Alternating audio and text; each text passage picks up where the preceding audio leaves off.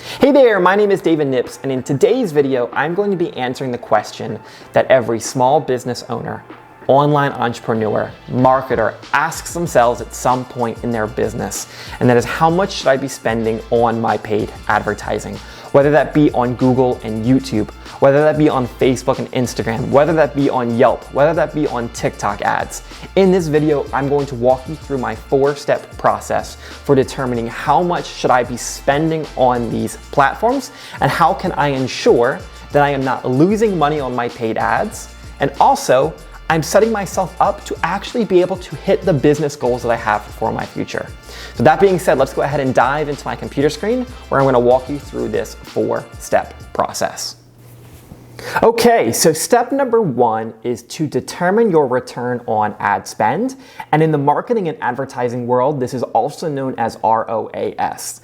The simple formula for calculating this, so get a pen and a paper, is revenue divided by ad spend. So how much you gave to Facebook, Google, or whatever the platform is, equals your return on ad spend. So to give you guys a real-time example of this, imagine there's a dentist office that's running Google ads, and throughout the month, they spent a total of $1,000 on Google ads, and they generated 15 leads.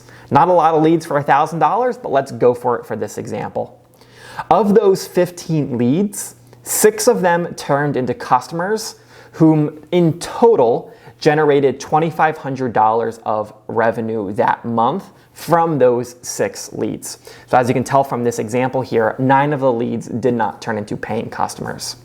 The formula that you're going to want to use for this is $2,500 of revenue divided by $1,000 of ad spend equals a 2.5 return on ad spend. So if this ROAS remained consistent throughout month to month, say for example they spent $10,000, if they remained that 2.5 ROAS, it would be a total of $25,000 of revenue based on the $10,000 of ad spend. So determine your ROAS, and that is step number 1. Step number 2 is that you want to determine your return on investment. And the difference between these two is return on investment tells you how much money am I going to get from all of my expenses combined, versus ROAS is how much of my revenue am I going to get based on just my ad spend. So to determine your ROI, the simple formula is revenue minus expenses, and your expenses are going to be everything that goes into advertising. So if you paid an agency $500, that's an expense. If you paid for an email marketing tool or a CRM or something that goes into making those ads work, that's an expense. Expense also includes ad cost, the cost of advertising. So in this case, what we're going to do is give you a quick example. So say that same exact dentist office generated 15 leads, $1,000 of ad spend, $2,500 of revenue. That part stays the same.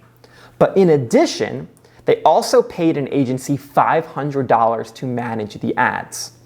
So in this case, the total expenses is $1,500, $1,000 of ad spend plus $500 for the agency, a total of $1,500. So to put this formula into action, it's $2,500 minus $1,500, totaling up that is $1,000, divided by $1,500 times 100 equals a 66.66% return on investment. So if you spend $100 on ads, you're going to make $66.66 in profit over and above that. So you're going to walk away with $166.66. That's how you come up with that return on investment. Step number 3 is that there's other numbers that you should consider. Okay, so what is the lifetime value of your customer? If we're following this example of a dentist office, a dental patient, just for example, might come in enough times on average throughout the year to generate $750 a year on average.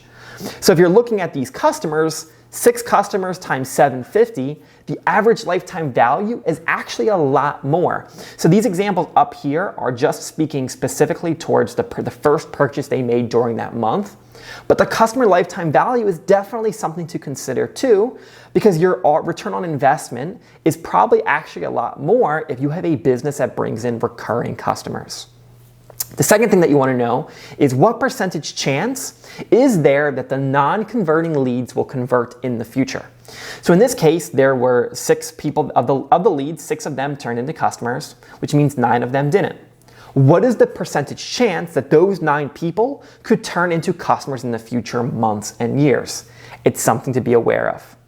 The last thing to consider is what type of brand awareness are you getting from these ads? So if you're putting ads out there on Facebook and Instagram or Google or wherever it is, but maybe somebody's just not quite ready to go to the dentist or they don't have an immediate need, you putting your brand out there in front of them will likely increase the probability that they will go and find you, or amongst a crowd of listings of other similar dentists, they might pick you out of the batch. So considering the value of brand awareness in your ads is also very important. All right, now step number 4, and this is the real fun part, is a final conclusion. And the question that I always like to ask potential clients, and just students who are learning about Facebook ads is to find out what are the long-term goals. So say you're working with a company that's currently making $10,000 a month on average, and they're looking to start really ramping up their revenues using paid ads. Their goal is to hit $20,000. To determine what you need to do to get that increase of $10,000, you have to reverse engineer it. So you need to get $10,000 and say on average you're getting a 5 times return on ad spend. So take that $10,000 divided by 5 and you need to be spending $2,000 in ad spend to get to that $20,000 a month goal. You gotta do the reverse engineering. Take these numbers up here and then make decisions based off of those. The second question you want to ask yourself is what return on ad spend is needed to remain profitable? So say for example your gross profit on your product is 50%. So after paying for the supplies and the materials and the shipping and the handling, all of that, it's 50%. So if you sell a product for $100, you're really walking away with $50 of profit. With that number in mind, you have to have a 2 times return on ad spend just to break even. All right, so anything over and above that is profit, but 2 times return on ad spend is the break even point. But you might have a business that's 25% gross profit, or maybe it's 80%, maybe it's 90%. You have to determine what that number is and what is the baseline return on ad spend that you need to break even. And once you have that number, determine what is the break-even ROI that you need. And that will help you make calculated guesses on what your ad spend should be. Some businesses that are brand new need to have higher return on ad spend because they need that immediate cash flow to keep fueling the business forward. But other businesses, potentially that are more built up, might not need high return on ad spend, but they can get away with having a 2 to 4 return on ad spend or something more modest. It really just depends on your business, where you're looking to go, and your goals. So with this all in mind, never let somebody come to you and just throw out a number of what you should be spending on your paid ads.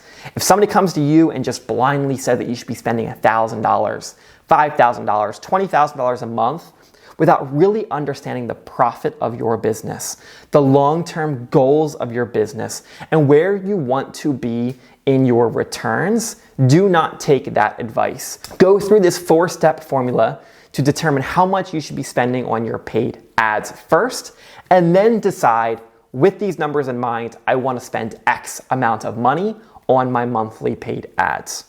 And also, once you have these numbers, you can see what are the return on ad spend on Google, on YouTube, on Facebook, and all of the different platforms individually, and then you can allocate your ad spend depending on which ones are performing better, which ones are performing worse, and which ones potentially you should cut off for the time being. So that being said, guys, I hope you enjoyed this video. If you have any questions at all, feel free to drop a comment down below. I would be more than happy to look over your numbers with you, answer any questions that you might have in regards to paid advertising online. With that being said, I hope you guys have a great rest of your week, and I will see you in the next video. Hey guys, thank you so much for checking out this video. If you're interested in getting more content just like this on marketing, business, and personal finance completely free, go ahead and click that subscribe button down below. I release videos every Wednesday at 2 o'clock p.m. Eastern Standard Time, and I'd love to see you in the next video. If you're looking for some resources on getting help with your marketing, getting help with your business, and looking to take that next step forward, go ahead and click some of the links below to learn more about working with my team, working with a marketing coach, and so much more. That being said, I hope you guys have a great rest of your week, and I will see you in the next video.